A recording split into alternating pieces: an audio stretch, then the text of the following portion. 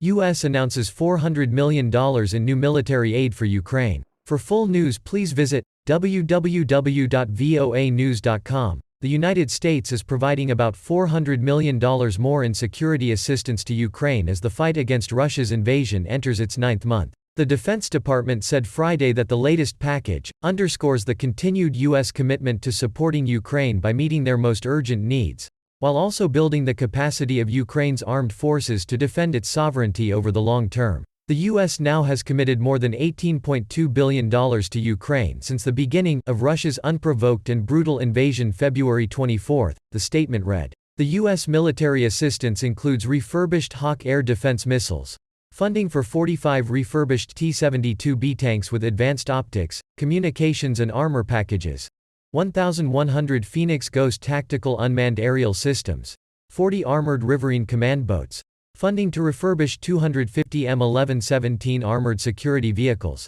tactical secure communication systems and surveillance systems, and funding for training, maintenance and sustainment. In his nightly address Friday, Ukrainian President Volodymyr Zelensky thanked the United States for its latest military assistance and said it was the armored vehicles in particular that we very much need to move forward at the front. I am grateful to President Biden, the U.S. Congress and the entire American people for the continued and vital assistance, he said. Earlier Friday, Jake Sullivan, the White House National Security Advisor, said during a visit to Kyiv that U.S. support for Ukraine would remain unwavering and unflinching, following next Tuesday's midterm congressional elections. We fully intend to ensure that the resources are there as necessary, and that we'll get votes from both sides of the aisle to make that happen, Sullivan told reporters during a briefing. Some Republicans have indicated they would try to scale back U.S. aid to Kyiv if they win control of the U.S. Congress in the November 8 elections.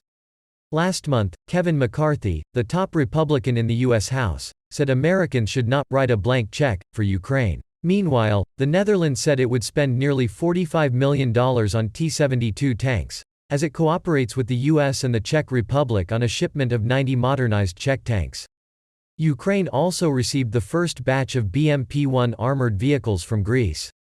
Zelensky thanked Greek President Katerina Sakeleropoulou for the aid. In a tweet, the Ukrainian Minister of Foreign Affairs, Dmytro Kuleba, thanked the Czech Republic, the Netherlands and the U.S. for their joint decision to provide 90 T-72 tanks to Ukraine. Earlier, in an interview with VOA White House Bureau Chief Patsy Widakuswara, John Kirby, White House National Security Council spokesman, said the U.S. is working in lockstep with the Ukrainians. He said Washington and Kyiv talk almost daily about Ukraine's military capabilities, what is needed and what Washington can provide for them. Kirby said the U.S. is looking at providing more advanced capabilities to help Ukraine knock down the drones and cruise missiles the Russians are firing at civilian infrastructure. We are also working with allies and partners of some 40 other countries, who are contributing security assistance to Ukraine. France, Spain, Germany have been real big contributors with respect to providing some additional air defense capabilities, Kirby said. Kirby also told VOA it was encouraging to hear that Russians do not want a nuclear exchange. We hope that they actually mean that, because we agree that a nuclear war should never be fought. It certainly can't be won, he said.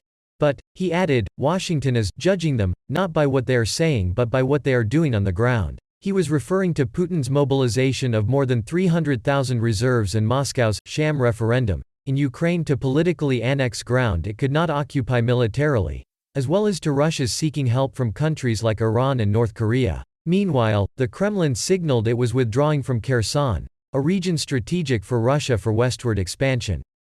The Russian flag has been removed from Kherson's city council building. Russian President Vladimir Putin publicly endorsed the evacuation of civilians from parts of Ukraine's southern Kherson region on Friday, the latest sign of Russia's retreat in one of the most bitterly contested areas in Ukraine. In recent weeks, Russian-installed officials in Kherson have evacuated tens of thousands of civilians from the city and surrounding areas, while pro-Kremlin media members have reported that withdrawing Russian troops carried away bronze statues of 18th-century Russian commanders and have moved their headquarters 50 miles to the southeast. Russia may also be ready to shoot its deserting soldiers in Ukraine, according to the British Defence Ministry's daily update on Russia's war on Ukraine. Due to low morale and reluctance to fight, Russian forces have probably started deploying barrier troops, or blocking units, Friday's intelligence update said.